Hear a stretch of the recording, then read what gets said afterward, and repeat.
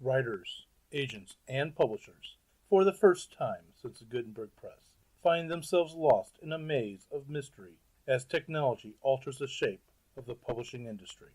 Searching for Answers is a group of writers throwing pop culture, writing, and publishing into a crucible of clarity, passion, and humor.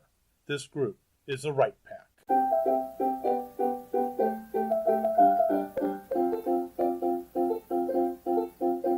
In this episode of Write Pack Radio, we are going to discuss why everyone loves a mystery. Stay tuned. Welcome back to Write Pack Radio. This is your host, producer, and crazy person, David Allen Lucas, author of Crazy Things, president of St. Louis Writers Guild, president of Winding Trails Media, martial arts instructor, voice actor, and oh my God, is there an end to this list? I will say, though, really fast, Winding Trails Media, which is the host of Write Pack Radio, is going to have another show joining the Write Pack Radio coming out soon. It'll be in the fall of 2018. More information will be announced at a later date. Stay tuned. You will learn about it through our social media and eventually, of course, announced on this podcast. I will say this, you will not have to do anything special to actually listen to it. If you listen to our podcast on iTunes, Blog Talk Radio, TuneIn, etc., it will come underneath Write Pack Radio. If you listen to it on YouTube, just go to Winding Trails Media on YouTube, and I'll have a separate playlist out there of that show. All right, enough of that with me today. Oh, and for those who want to know if Melanie and I, where we're at in our little fun competition, the answer is nothing's changed. This is a double episode. We're recording on the same day as last week's. So, with that said, I want to toss this over to my lovely co-host. Hi, my name is Kathleen Kayembe. I write speculative fiction. You can find my short story and novelette, You Will Always Have Family, a triptych, and The Fairy Tree in Lightspeed and Nightmare magazines. The best science fiction and fantasy of the year, volume 12, edited by Jonathan Strahan. And you can find an essay of mine on Octavia Butler in the Hugo-nominated anthology, Luminescent Threads, Connections to Octavia E. Butler. And because we're airing in the future, we will find out whether or not I won a Shirley Jackson Award in July. Yay, I didn't have to prompt any of that. Yay! I knew it was coming, I just went ahead and did it. Oh, sorry, but cheerleader in me is sitting here happy. So, over to... Hi, my name is Chanel Achan. I write speculative fiction. I write literary fiction sometimes.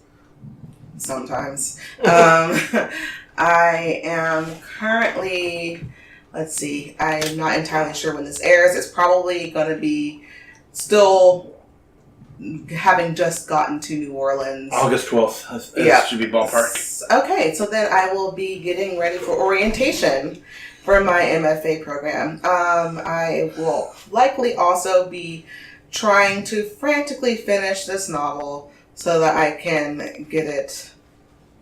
David's giving me a look. Oh, God. So that I can get it sent out to the agents that want to see it. Yeah. In the next few months. That was a plural agent. Sis. We know you can do it. Sis. You got this. And by the way, I'm going to go ahead and hijack a little bit of that. Just to let you know that when an agent says, send me your work, you do have time to clean it up before you send it to them. You don't have to turn around and do it that next day. Moving on to my lovely competition. Hi, I'm Melanie Lucas. I am working on a fantasy novel, first draft, and this is my drawer novel. So that means that once it's done, the current goal is to put it in a drawer. Meaning, I'm not even thinking about trying to pitch it right now. I might change my mind once it gets finished, but right now, my goal is to finish. Yay, and also with us is the Madame of Murder and Mayhem herself. Fedora Amos. I write Victorian whodunits, like Jack the Ripper in St. Louis, which, by the way, is not totally filled with blood and violence and guts. It's really more of a cozy than anything else. So, and Mayhem at Buffalo Bill's Wild West, and coming in 2019, is Have Your Ticket Punched by Frank James, brother of the infamous outlaw Jesse James, the one who was smart enough to live until a natural death of old age. I am also president of Greater St. Louis Sisters in Crime. And with us today also is a man who writes about snakes and trombones. A man who writes fantasy from Hannibal. I'm Ryan P. Freeman, and yes, I do write Hannibal. No, I write fantasy, and I live in Hannibal. I'm also the founder of the Hannibal Writers Guild. You can find my indie books on my website, ryanpfreeman.com, and I recently got picked up by Metamorphosis Literary Agency. Woo! So, again, my next, like traditionally published, knock on wood or whatever, book, Nameless, out to publishing houses hopefully this month. And Ryan, the book Nameless, that's the actual title, correct? It's the actual title. The title is called Nameless. Thank you. The main character is called Nameless. So, not nameless, shouldn't have a name. Gotcha. And where, Ryan, did you get that agent, by the way? I got it at Gateway Con, which is How awesome. about that? Yay, Gateway Con! And also with us today is the Admiral of the Pirate Flotilla that hovers above London. And, I'm sorry, wherever else you want to take it. Okay, I'll take it. Yeah. They do hover above London. Totally. Yeah, I'm Brad R. Cook. I am the author of the Iron Chronicles, The Air Dream, Adventures, and Tales of the Gear Blade, which will be coming out later this year. Beyond that, I've got a bunch of short stories that are out, so go check them all out. There's a whole variety of them. You can find out that and more at bradrcook.com. Excellent. Today we're going to talk about everyone loves a mystery. Like the romance genre, you will find mystery in every genre. At least almost every genre. I can't think of any that doesn't, but the second I say that, of course, somebody's going to say, but it's never in. Okay, fine. So, Yeah, I'm such an awful person. Every I'm already fiction- trying to figure out, is there something that doesn't have mystery in it? I don't Every know. fiction genre, I would say. It should. Maybe not in nonfiction. Yeah, every mystery, every regular fiction, and there's different kinds of mysteries out there. You mentioned cozy as one. You do have a hard-boiled as another, the crime, the police noir, or police procedural, and so forth. So, first off, I'm just going to go ahead. Oops, I'm already getting a dovetail, so I'm going to pause myself. So Go you for it. have all those subsets of the mystery genre, but you also have mystery elements in other genres. They're different. They are not different in kind, they are different in amount, more than anything else, I'd say. So, Yes, Please Iron do. Zulu is a mystery. so It's true. The second book of my series. right. For those So, people who don't know. why is it, first off, why do we like mysteries so much? And then, how do mysteries... We'll go through the different types of mysteries. I want to do that. And talk about why they lend themselves to other genres so well.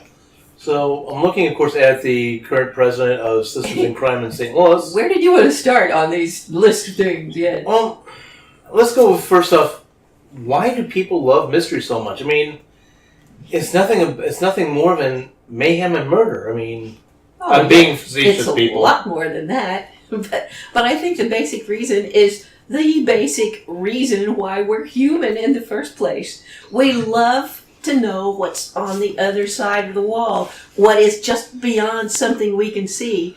It drives us to find out new things. We are curious. We are infinitely curious, and that separates us, I think, from virtually any other animal on the planet. Though there are some which are pretty curious too, but not to the extent I think that people are, nor can they look as far ahead as people can. So I think that's the reason why we're curious.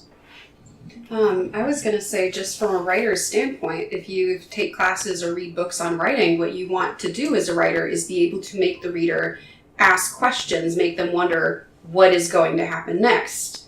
And you want to give readers a sense that there is a mystery that they can learn the answer to if they keep turning the pages. So just from a basic writing perspective, your job as an author is to induce the feeling of mystery and curiosity in readers. Make them want to solve whatever it is or find out what happens next. And I think that brings us to the first technique of mystery that everybody should probably pay attention to, because it applies to not just mystery, but also to romance or to mainstream fiction or whatever fiction you like to apply it to. And that is the use of secrets, the unknown. We all love to find the answer to secrets. We want to have it revealed to us ultimately. And so suggestion number 1, include secrets. Things that will not be revealed until perhaps the very end of the book. So, one thing about secrets, though, I mean, does it matter what that secret is? Or is it something that has to be? I know my answer to my own question. Does it have to be something that the reader's going to care about? Well, that, of course, is the best kind. But anything which keeps struggling along in the back of the mind saying, well, I wonder about this, I wonder about that, and is the character actually going to do this, that, or the other, which you were led to believe at some point in time? Those are questions which keep driving the story forward, the reader onward, and so you don't want to give them too much information too soon. That's technique number 2. Don't give them too much too soon. And make sure that they have a decent payoff when they finally get to it.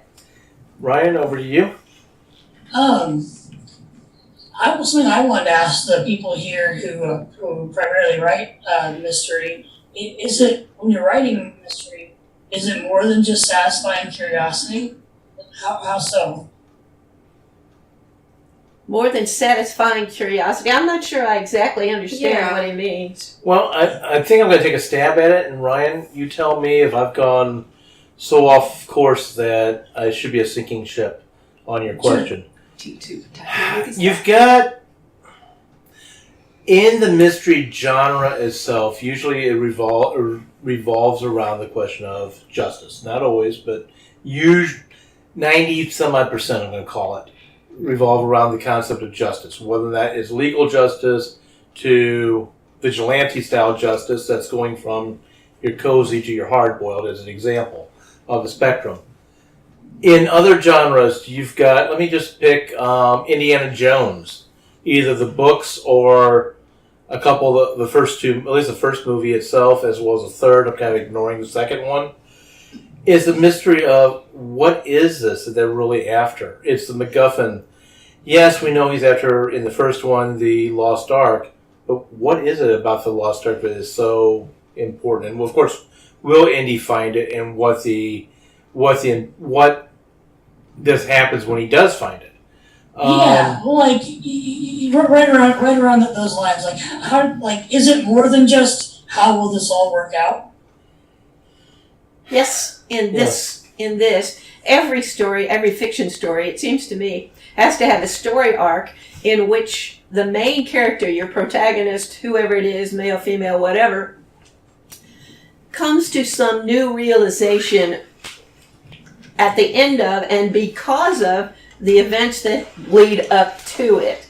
And so you have goals. You have short-term goals, to be sure, but you have also long-term goals, which may take more than one book, more than 10 books, who knows. But you have something in the future which you hope will be realized, will be satisfied, and will be satisfying, therefore, to the reader.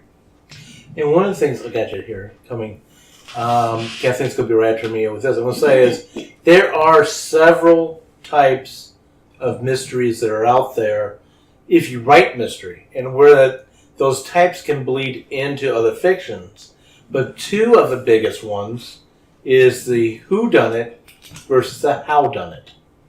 You can have, if you saw the movie Solo, I don't care if you liked it or not, stop throwing fanboy stuff at me, that Solo was so horrible. You have a bank heist, you have a train heist.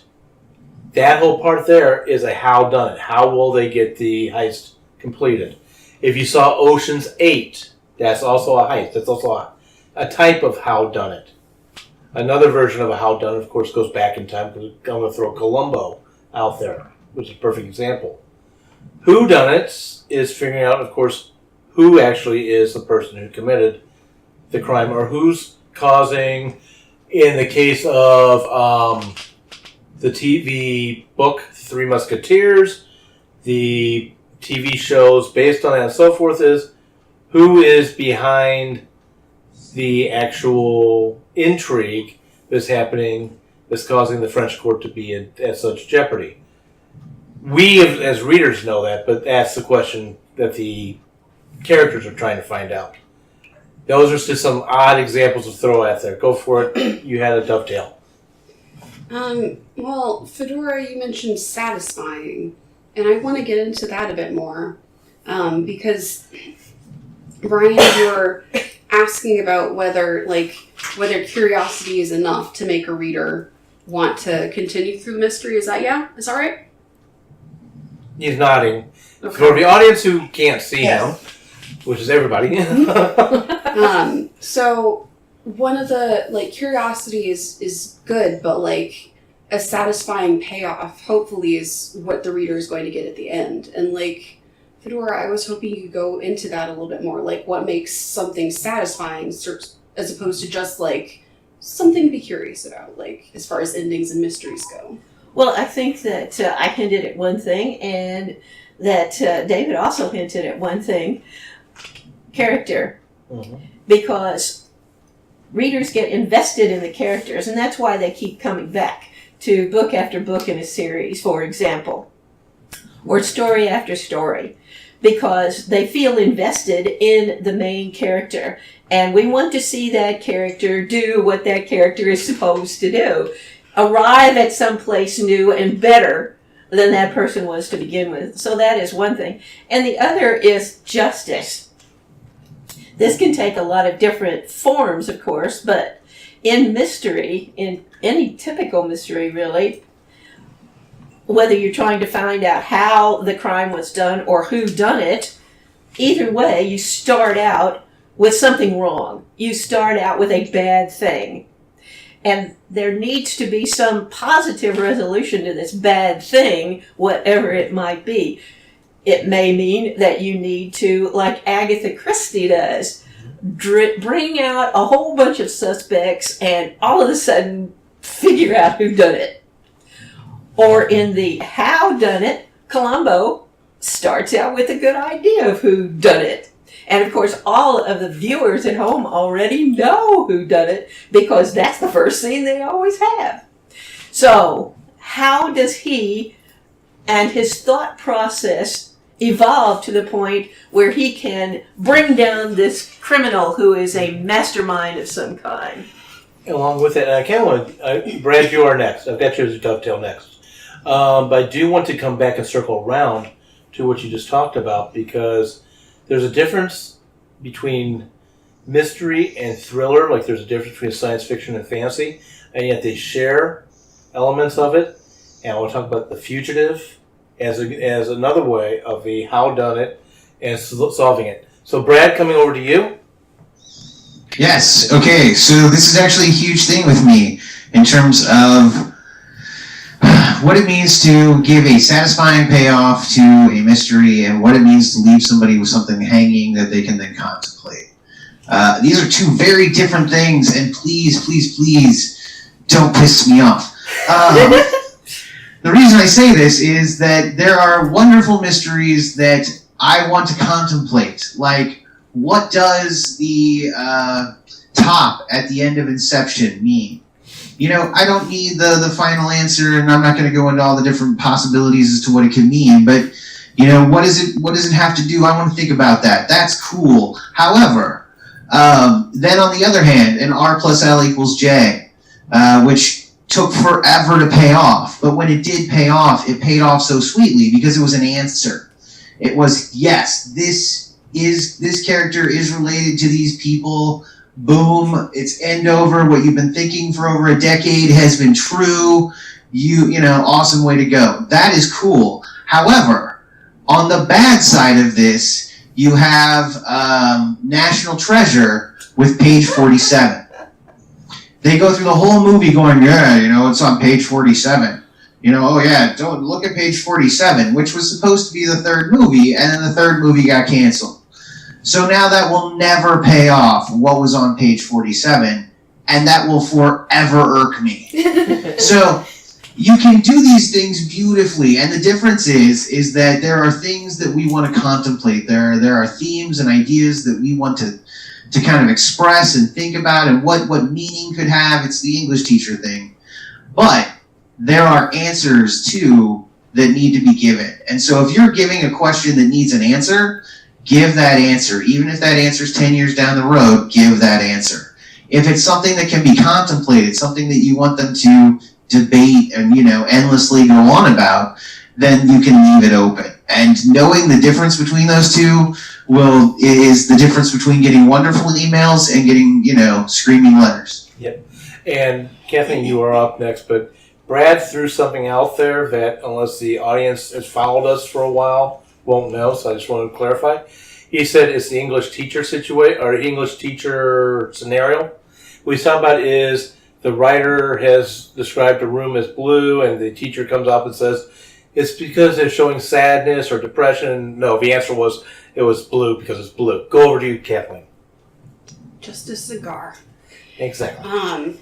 So, Fedora, you mentioned series, and something that I've noticed about a lot of mysteries is they come in series. Like, you follow a PI or a detective. Like, same with crime TV shows. Like, you follow the same team, and they solve one mystery one week or in one book, and another mystery in another week or another book, and like they slowly grow and change through the series. In the ones that I particularly enjoy. But it seems like mystery lends itself to series in an interesting way that doesn't necessarily apply to other genres so much. Well, I'm not sure that it doesn't apply to other genres, but certainly mystery does lend itself to series. For example, lately I've been binge watching Monk. I love Monk. Of course, he is such an extraordinary character that he observes everything, and he only needs 2 little bits of evidence in order to decide who the murderer is. What I think this is kind of an evolution of the series, which once upon a time was primarily focused on the crime and solving it. Mm-hmm. And modern TV series, I think, get much more into characterization and how the characters change, or how they're difficult, or how they're different from everybody else. And that is what makes them special and what makes the series thrive. So I think that any mystery writer has to be very much aware of the fact that characters are really the most important thing in the long run. And if you can have a wonderful plot and a different means of killing somebody and all of these little things which are extraordinary and wonderful, have them in there. But realize your real bread and butter is going to be the characters that people can't live without. I'm dovetailing. I'll get you, Kathleen. You're next. I think that is really more of a modern, and I don't disagree with you, but really more of a modern approach to the mystery than in the past. I'm going to use Agatha Christie and my own favorite, which is Earl Stanley Gardner, as examples. With Perry Mason and with Hercule Poirot and Miss Marple, we really don't see much changes in those characters, be it television, be it radio, or be it the books. They're almost stagnant, almost like the old Star Trek stories where everything just hit the reset button. But modern day, I think you're right. People expect that more of the characters, expect characterization growth. Go ahead. One of the things that I like about fan fiction is that I get to see characters that I'm familiar with in new and interesting situations. And that's something that I like about mystery series as well, at least modern day ones. Because I get to hang out with a character that I know and that I love and watch her solve a mystery that is completely different from the one that she solved last time. And I get to see her relationships change. I'm thinking about the Mercy Thompson series by Patricia Briggs right now.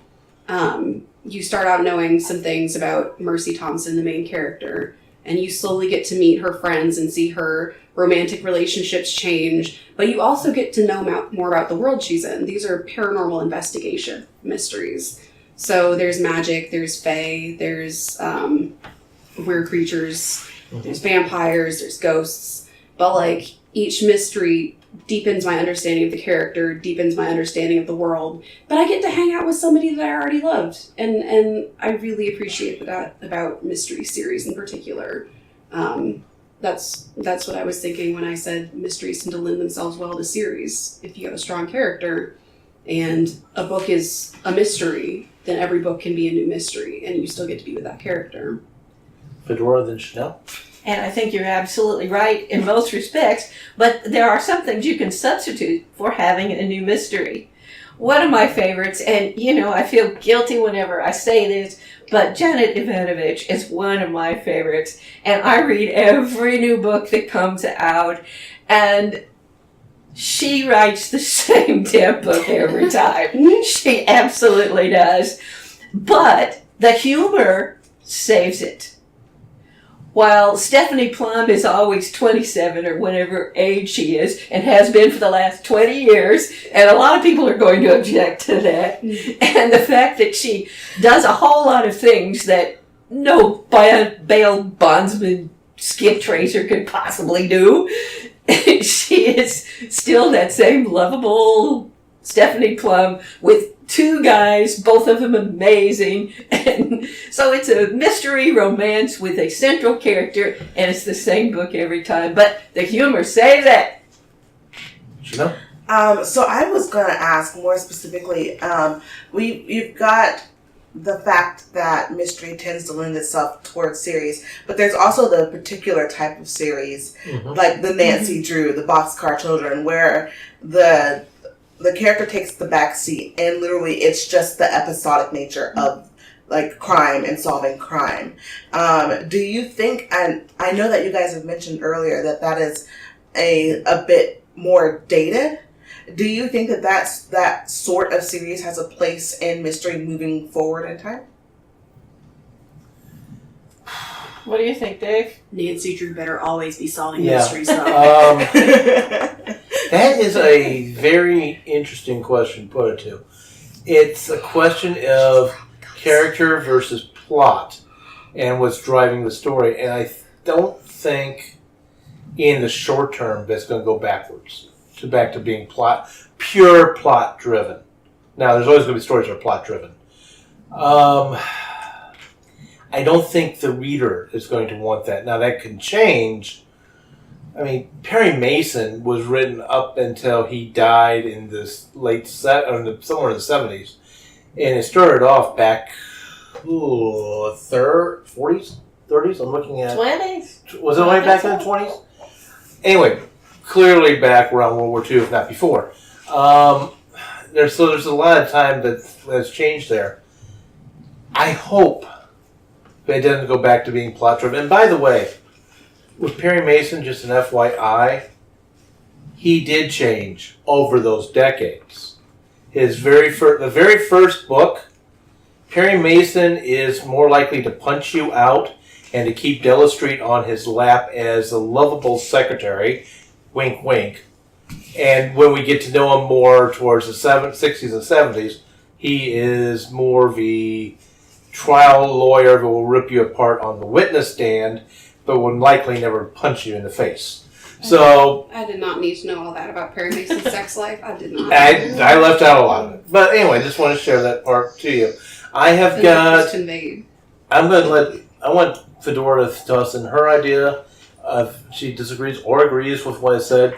Then I've got Melanie and I've got Ryan. Go ahead. Well, I was thinking about some of the real old-timers, like, Dashiell Hammett. Oh, yes. 1920s, he was already a big star. And he created Sam Spade.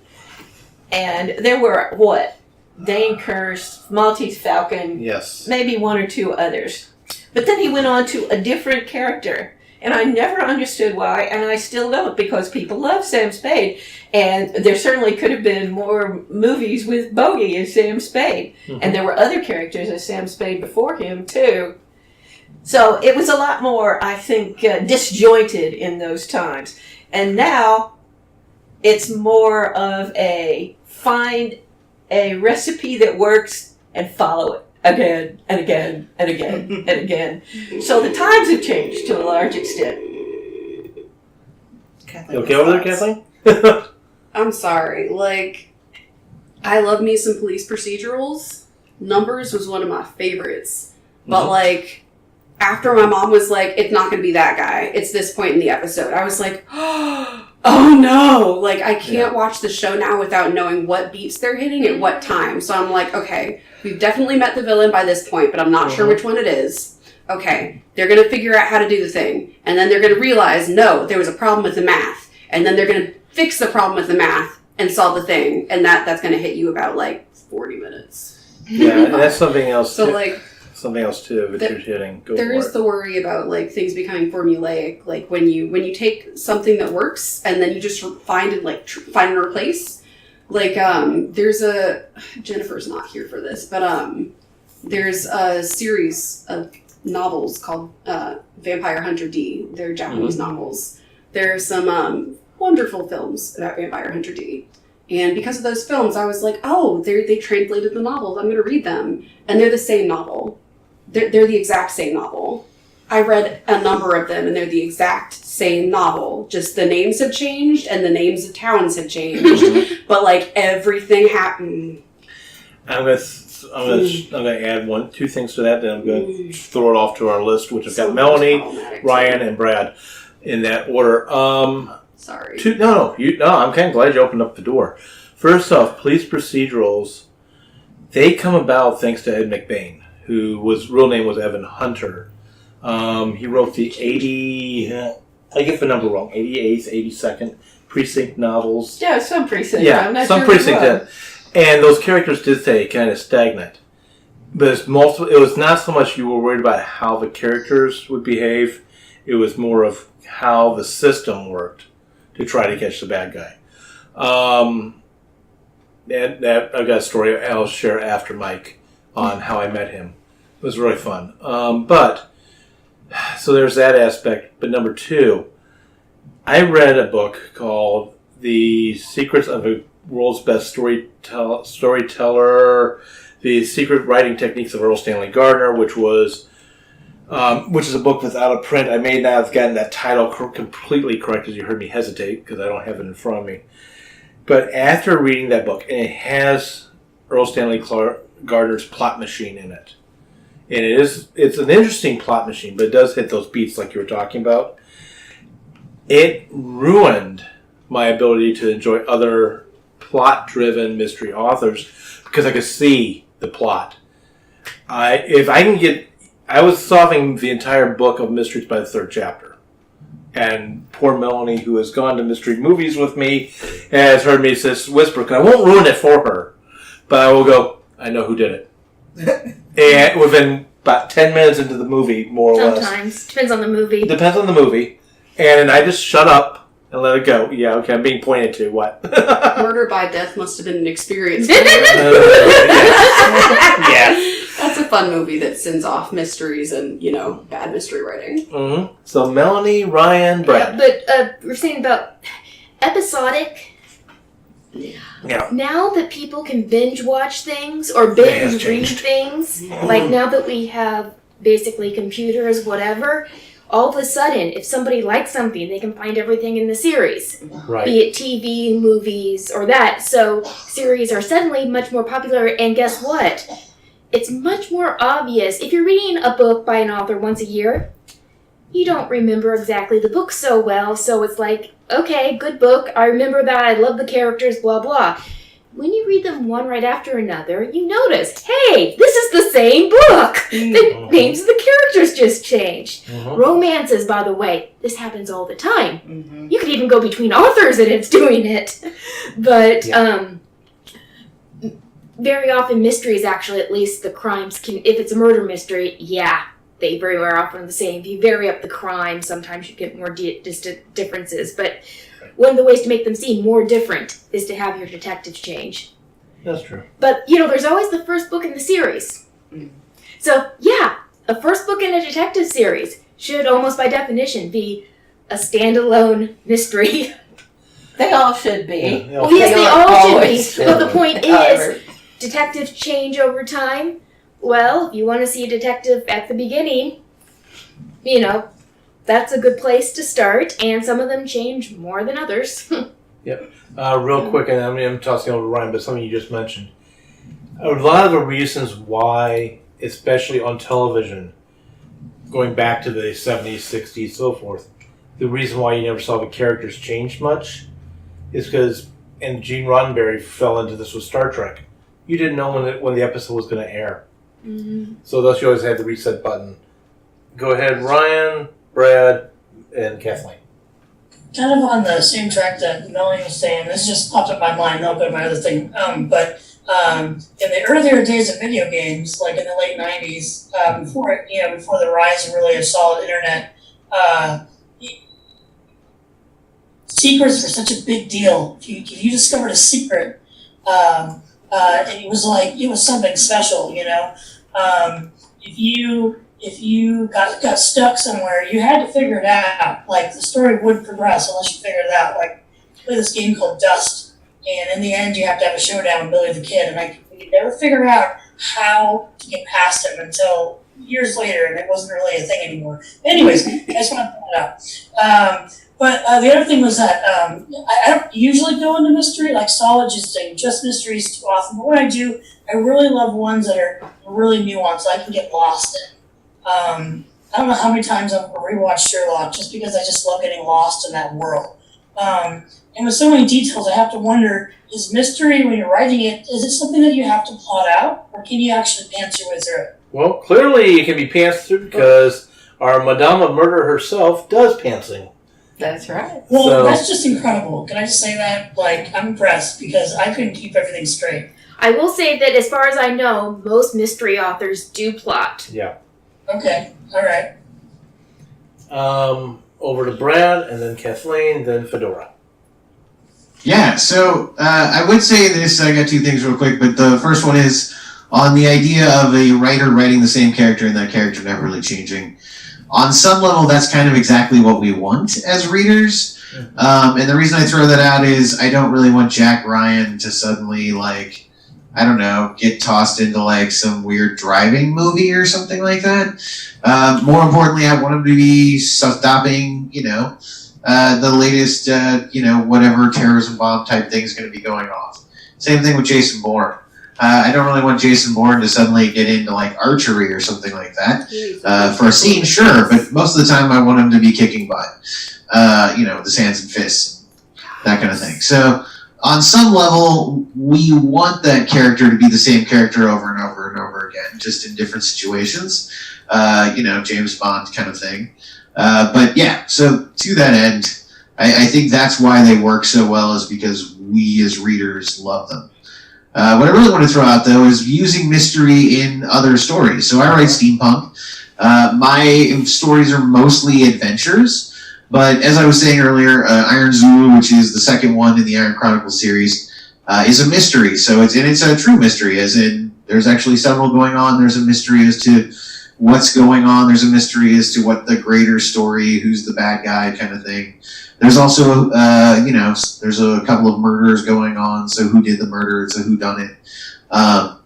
And I followed the same kind of structure that you follow for a mystery, in the sense that you lay out your clues and let the audience start to kind of figure out who the criminal is, and then, drops in some red herrings along the way so that they get twisted up and they're not exactly certain. And then the payoff. But the point I wanted to bring up is I only had about half my novel to do that in, because the other half of the novel is the adventure and the rest of the tale that I'm telling. So it was kind of an interesting thing to get to use, in the sense that it was a trope I was using in the greater story I was telling. Okay, we've got two dovetails going on here. Kathleen and Melanie. Define terms. What is a red herring? And is it really red? And is it a bird? So a red herring, and I'll let them, the mystery people describe it better, is basically a false clue. Right. Because there are no such things as red herrings in real life. I thought this was going to be your question, but my question was a little bit broader. Brad just said something very interesting. Maybe Fedora could define it. What is the structure of a classical mystery?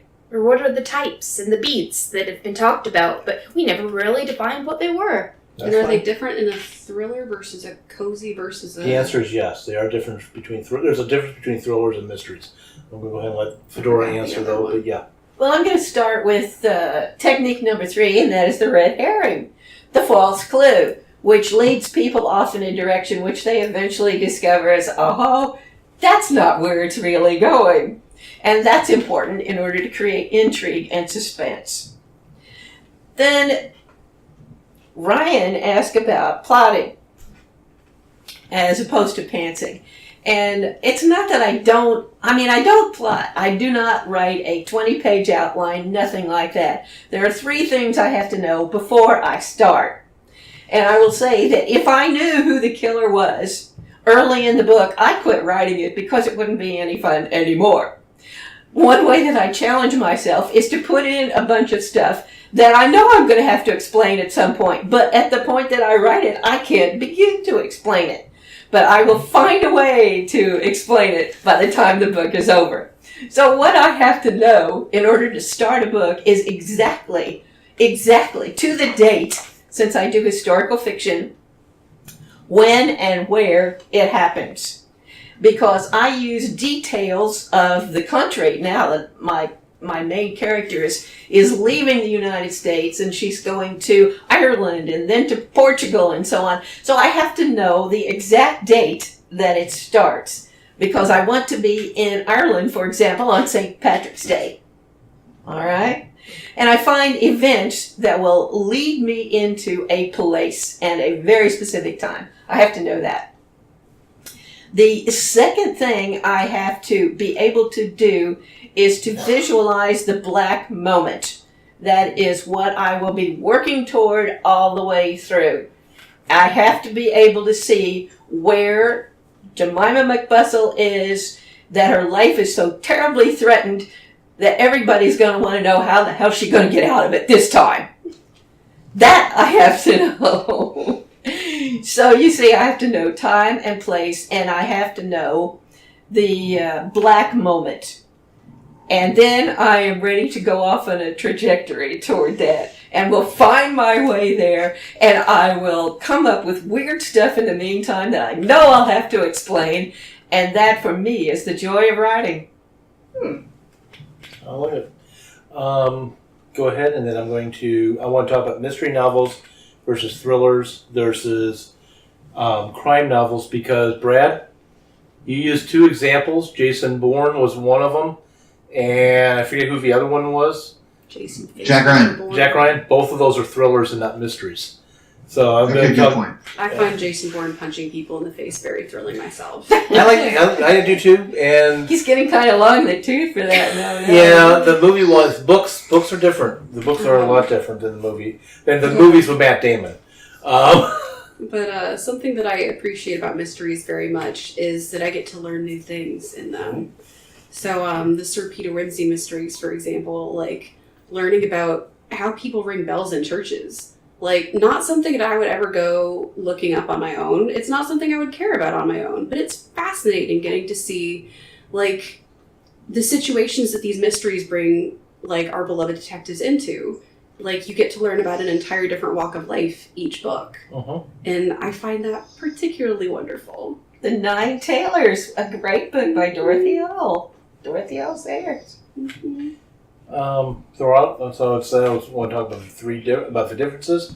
I'm reading from an article that's actually in Writer's Digest, or it's on their blog site. I'm not sure which, but anyway, having just quickly read it, I have to say whoever wrote it did a good job. Mystery novels.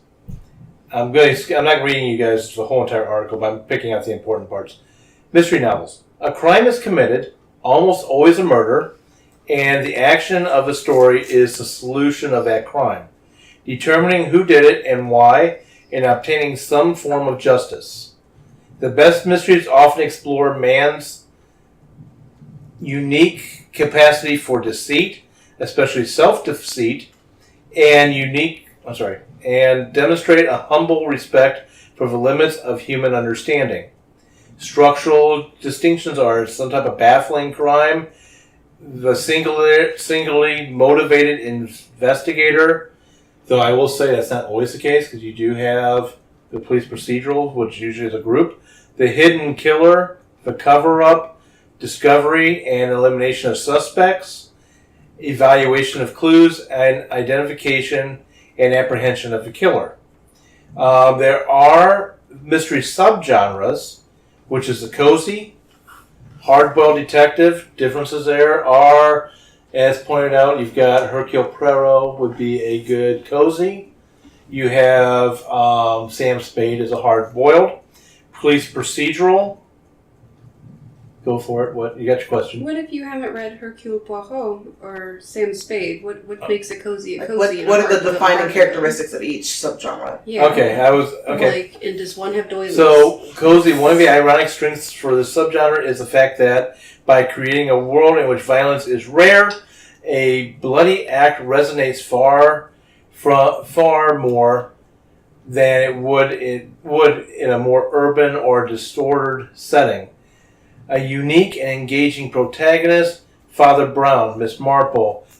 The crime should be clever, requiring ingenuity or even brilliance on the hero's part to solve. Secondary characters can be coarse, but never the hero or the author. Justice triumphs in the end, and the world returns to its original tranquility. And I would add that cozy writers, except me, do not like it to be called cozy. They like to call it traditional mystery. Hardboiled is a hero is either a cop or a PI. Doesn't always have to be, but usually they fall into that. They're tough and capable. The moral view is often that of a hard-won experience in the service of innocence or decency.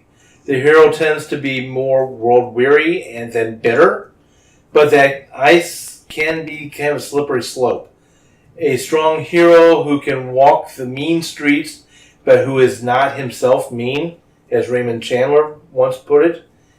A realistic portrayal of crime and its milieu with detailed knowledge of criminal methods and investigative techniques.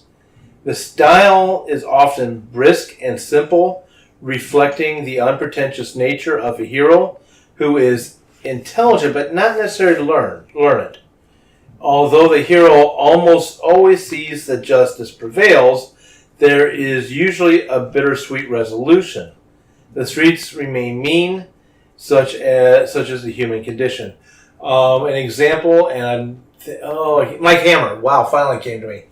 Mike Hammer would be more likely to shoot you than bring you in, as one example. An example that I like a lot is Easy Rollins from Devil in a Blue Dress. I love Easy Rollins. Isn't that cool? And I cannot think of the author's name right at the moment. Walter Mosley. Okay, good. Walter Mosley. Because he is exactly what you just described. Yeah. He is an ordinary guy, yet he has a lot of difficult experience in his past, and he's trying to do the best for everybody, and he's in a world where that's almost impossible. Yeah. So he is my noir hero, I think. I would agree. He's definitely in my top 3 on noir. Medical, scientific, or forensic mysteries, another one. A refinement of a police procedural, which I skipped. I'm sorry, let me back up. Police procedural is a cousin to the hard-boiled subgenre, with the unit or precinct taking over for the lone cop. Then you have the medical, scientific, or forensic. Mystery is a refinement of the police procedural in which the protagonist, doctors, medical examiners, forensic pathologists, or other technical experts use intelligence and expertise, not guns, as their weapons. Similar to the police procedural, with extra emphasis on the physical details of analyzing unusual evidence. Let me pause this for a second by saying while CSI as a show did this really well, they were lab rats. They would never have questioned a suspect. Just putting it out there. Okay, going on. Legal Before or... you do go on, Okay, I go would like for to it. give my example, my favorite example, Go for it. which is Michael Crichton Andromeda Strain. Yes, that's a good one. Which, it's all about disease and germs, but you don't know that right away. It takes a long time to get into that and certainly to solve it. So I think that's a very well done one, using real science. Mm-hmm. Legal or courtroom drama. The crime is seen through the eyes of the lawyers prosecuting or defending the case. It's usually meticulously rendering of a criminal court procedure and politics, along with how police and prosecutors work together or don't. Go ahead. Oh, I wasn't raising my hand, but I was thinking about Law and Order. How you That's have example. police procedural and then the courtroom side. Uh-huh. It did a good job. It did a good combination of the two. Really good combination. Okay. Then there's a crime novel. It's a little different, and the crime novel is a genre of focus where the focus is on the contest of wills between the lawman and the hero, and the outlaw opponent. And the differing views of morality and the aspects of society they represent. The greatest crime stories deal with a moral accounting on the part of a hero for his entire life, or provide some new perspective on the tension between society and the individual. And the kind of theme aspect to that is, what is a just society? The story world of a novel is out of balance, somewhere between a state of nature, where chaos prevails, and those with money and or guns wield power, and a police state where paranoia prevails and the state monopolizes power. The hero hopes in some way to rectify that imbalance. Structural distinctions. I've got an example of a crime novel that's really, if you watch it at least a second time around, not a crime novel, a crime movie, second time around, you can see the beats. But I'll tell you that one in a minute. Structural distinctions are, there's seldom any mystery as to who the criminal is. Typically, the story starts with a brilliant or daring crime, and then a cat and mouse game of wits and will ensures, with the tension created by the increasing intensity of a battle between the opponents. How catch 'em? It's not necessarily how catch 'em. Ocean's 8, Ocean's 11, all those ones, those are all the heists. Swordfish would be another one. The one I was going to mention that definitely the first movie, and not so much the second movie, did it so magnificently well. I about cried as I watched it at the magnificence of the plot. And that is, And Now You See Me. Yep. That was so brilliantly done. Okay. You've got the noir subgenre of the hard crime. Here, the criminal or someone who is morally compromised, perhaps even a cop, serves as a hero. The thriller, where mystery stories represent the more cerebral of the three suspense genres, and crime stories are more dramatic, thrillers are typically the most emotional, focusing on the fear, doubt, and dread of the hero as she faces, I think they use she because that's actually one of my characters, as she faces some form of what Dean Koontz has deemed terrible trouble. This genre is a hybrid of mystery and horror. I was going to say. However, the thriller also shares a literary lineage with the epic and myth. Monsters, terror, and peril prevail. And by the way, monsters aren't necessarily, if you really go horror-wise, yeah, you can have zombies or vampires or whatever. But they can be, but usually your human being is your biggest monster. Like Hannibal Lecter. Hannibal Lecter, or if you've ever watched La Femme Nikita, Point of No Return, or Nikita, the movies and TV series it's usually the government is a black part of the government is the monster in reality. Thematic emphasis, the dangerous world we live in, the vulnerability of the average person, and the inherent threat of the unknown. Structural differences. The plot often proceeds along these lines. A devastating crime is about to be committed or has been committed with the threat of even worse one in the wings. The perpetrator is known, but his guilt is not absolutely certain, or the hero wishes not to accept the truth of his guilt. The hero is under constant attack and tries to definitively prove the perpetrator's guilt and or stop the next atrocity. So that's The Fugitive with Harrison Ford. Harrison Ford, The Fugitive, the movie, is a good example, as well as the TV series. Jason Bourne, that we mentioned before, too, is another example of that, where, and depending if you go for the movie and the books, people are different. There's you can tell where the movie came from, but they are different, so if you haven't read them, please do. The book is very long. The books are very long, but where I'm going to go is the bad people there is, once again, the government aspect of it.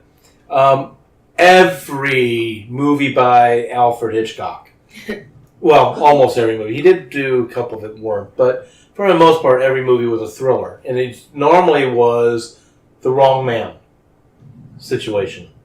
An innocent person is pulled into the middle of something ugly. Thriller subgenres are the epic thriller. Oh, and by the way, going back to Ryan, back to Jack Ryan, he's a CIA guy, and usually it is something else that's the monster in that case. Hunt for October, it was the Russians. The Patriot Games, it was the IRA. Okay, epic thriller. This usually concerns the threat of some catastrophe affecting whole communities, cities, countries, even the planet. The threat need not be total devastation. The assassination of a leader will do. But the effect of the action must be profound. Skipping the rest of that. Psychological thriller or suspense. Here is a threat of still diabolical but more contained, even intimate. Here is the Silence of the Lambs and everything else with Dr. Hector. Shutter Island, I think, would also. Shutter Island is definitely one. That's a film. Yep, that's a film. Usually targeting the protagonist and or his family, and the hero is often a relatively ordinary man, woman, or child. The pacing is a bit more deliberate to reflect the ordinary person's difficulty understanding the exact nature of a threat and the enemy, and then struggling to respond. The third act, however, moves briskly. Then you've got the supernatural thriller, and this is one which I'm going to state is where the horror comes into play. And that is a subgenre is something of a hybrid in that the nemesis presents an overwhelming threat. He might be Satan himself, and yet the threat is often focused on a single soul or mere few rather than the whole of mankind, at least within the story. And I'm going to toss this over to Fedora or to Kathleen. Okay, Fedora. Technique number 4. It is backstory.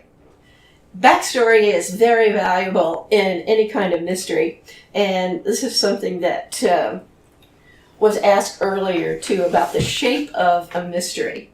And it starts off with some kind of premise or some kind of interesting point. Often that's going to be a murder in the first few pages, though it doesn't certainly have to be. Headed toward the black moment when everything looks so bleak that nothing can possibly positive come from it. In the meantime, what you have is the rising complication. And the way that you create this complication without getting the slumps, the middle of the book slumps, is largely about judicious exposition of important backstory. And important backstory can be about characters that don't have anything to do with anything, but they're just interesting and something you can drag in the scope of creating different possibilities as to who the culprits might be. So that is where you get the impetus for going from the starting point all the way up to the black moment, and then after that is a very quick drop-off, a quick denouement. And as they say, the first 2 pages sell this story. The last 2 pages sell your next one. I've never heard that, but I like it. Oh, it's I do true. like It's it. very true. With that, I'm going to throw out, do you have any other rules that you want to throw out there? Or if not, I want to ask everybody a question. Go ahead. Go ahead with your question. Well, okay. Real fast here. Or unless, I'm sorry, you got something, Sheena? I can go after the question. Okay. I wanted to go around the proverbial table and ask you, A, if you have a favorite mystery author or series, and B, why? And I'll start off because there's no one to ask me that question. So I've got 3. And funny how all of them are actually, I'm sorry people, Walter Mosley is one of my favorite American authors, but these 3 are all British. P.D. James, who is the Queen of Crime, before she passed away, she would write social, economic, psychological mysteries. And they dealt with how people interacted with each other. My other 2 favorites are Ellis Peters, which is not her real name, but she wrote the entire series of Brother Cadfael. So you like Monk, and I like a monk as protagonist. He was a former soldier in the Crusades who comes back and becomes a monk in the middle of one of the multiple English civil wars that are going on, and he actually has to solve crime that falls in his path. He's often breaking with the powers that be at his abbey, using his knowledge of herbs usually helps solve the crime. Not quite a Sherlock Holmes, more of a everyman's version of Sherlock Holmes. And then finally, Lindsay Davis. Written during the Roman Empire, I think he's more semi-hard-boiled. He tries to be hard-boiled as a character. Marcus Falco is the character, but he's really ultimately a smartass. And I love the smartass throughout all of it. To use an example, this does not ruin any type of story. No spoilers here. There's one time in which he's investigating a murder with the Vestal Virgins. And which, by the way, the virgins didn't really talk with men in private for obvious reasons, because you got killed if you lost your virginity as a Vestal Virgin. So he's having to solve a crime. He's talking with somebody. It's late at night. It's with a Vestal Virgin. And they basically have to jump in a carriage of some kind to hide from somebody who is from a night watchman. So they jump in together, end of chapter, turn the page, next chapter, only one line. He goes, I swear, nothing happened. And next one, I told you nothing happened. Then he goes on to the next chapter. So yeah, it's definitely, I love it for the humor. And with that, who would like to go next, or should I just go around the table? Melanie. Frankly, lately I haven't been reading mysteries, so, Doesn't matter, any of your favorites. We can come back to you. yeah, come back to me. Chanel? Oh, jeez. I haven't, I'm not the biggest, actual mystery reader, because I like to find mystery elements in other genres of books. So if you were to ask me right now what my favorite mystery element containing series would be, it'd be Harry Potter. Okay. And then over to, I'm going to go Ryan, and then Brad, then over to Kathleen. I remember when I was little, the mystery I read that really got me into mysteries was the Westing game. Loved the Westing game. And then later on, I got into Sherlock Holmes, and I really enjoy Sherlock Holmes just because of the world and everything, and how it just takes one little intricate series of things that you'd never think about. And then I don't know if it counts, but I suppose it has mystery elements too. I love the Dresden Files. Uh-huh. I absolutely love the Dresden Files, and I have yet to actually really kind of go to Chicago. But I want to go to that Chicago You know, I don't want to go to that one, and I don't want to be disappointed because I love it. I love the world that it generates and just the factions and the people. Those are my things. Okay, Brad? So it sounds like a cop-out, but it's actually true. So it's Agatha Christie. Yay. And it totally goes back to the earliest days for me when I first started reading mysteries. Because, Death on the Nile or Death on the Orient Express. Murder on the Orient Express, Death on the Nile. Thank you. I knew I was getting those confused and mixed-related.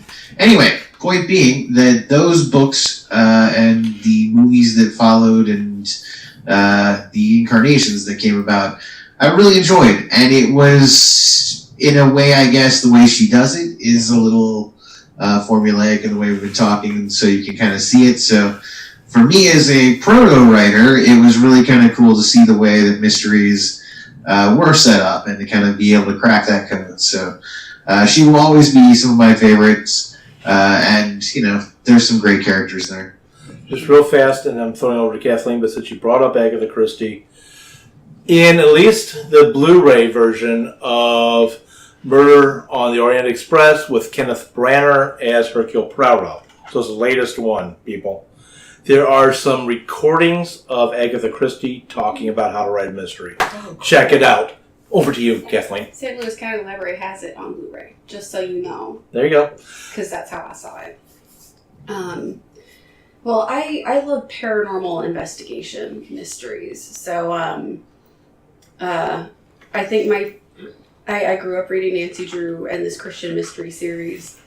And then There Were None terrified me so much, but it was great.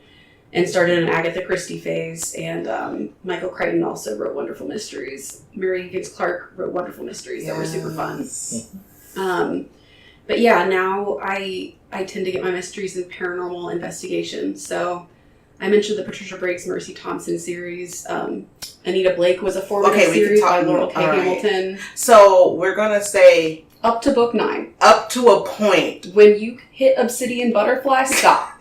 Up to a point, there is mystery and detective work and crime solving. And then after that, it gets more into... It becomes an erotica series and less... You focus get on more mystery. into the character's life and her erotic problems and etc. But before that, it is actual detective work, I promise. When you get to the book where Edward asked her to come help him, read that and then stop. The really interesting thing is there's a couple of books after that aren't too bad, but they're just kind of sprayed in the middle where you can't figure out why. They're in what I call the muck. So... Yeah. So Like you need someone else to read them to give you a review before you decide whether or not. I've been that person. War for the Oaks by Emma Bull was good. I like the Vicki Nelson series by Tanya Huff, which also has a great TV series that goes with it. So yeah, I'm more of an author's person than series person, but there are some great paranormal investigation anthologies too that you should look up. Cool. I do want to throw out there, we mentioned Walter Mosley, and he is in my top 10.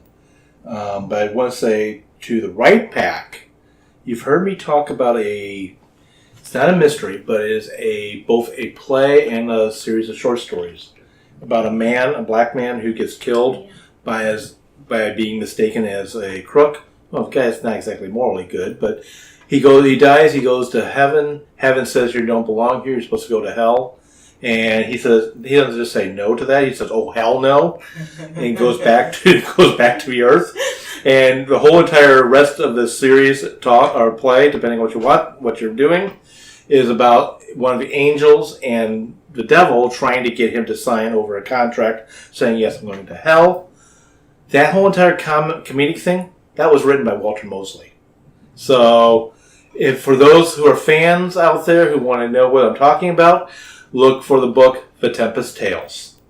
And with that, any other final things to take us out on mystery? Didn't you have mysteries? Oh yeah, well your your favorite mystery. I missed you. I thought we were ending on her for a reason. I'm sorry, yeah. We are. Well, of course, I love my own mysteries. In fact, there is scarcely any mystery out there that I don't love. But I will mention 3 people who are alive today that I admire: Kathy Lynn Emerson, Victoria Thompson, Steve Hawkinsmith. And my favorite of all time is the granddaddy, the first mystery novelist, the first real mystery novelist ever, Wilkie Collins. He is the granddaddy of it. And his book, The Moonstone, is still my idea of the perfect mystery. And with that, any final statements on mystery? I am going to leave a mic running because I do want to share how I ended up meeting Ed McBain and actually having a very long conversation with him. I want to share that online, but I'm going to do that as the after part of the episode. So any final statements? Go for it. Why didn't he name himself Hunter McBain? Because that is the coolest name ever. I agree. We didn't discuss that one at that time, but with that, in that case, tune in next week for yet another interesting topic in the writing industry. And please like us on Facebook. Please share this episode with your friends, and please subscribe to whatever platform you're listening to, and leave reviews.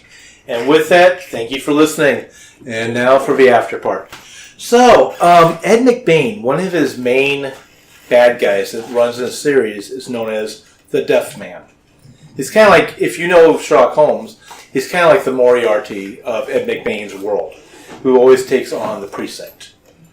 Well, there used to be a bookstore here in St. Louis called Library Limited. I still miss them. And Ed McBain came to do a signing. And this is before I really got involved in the writing community.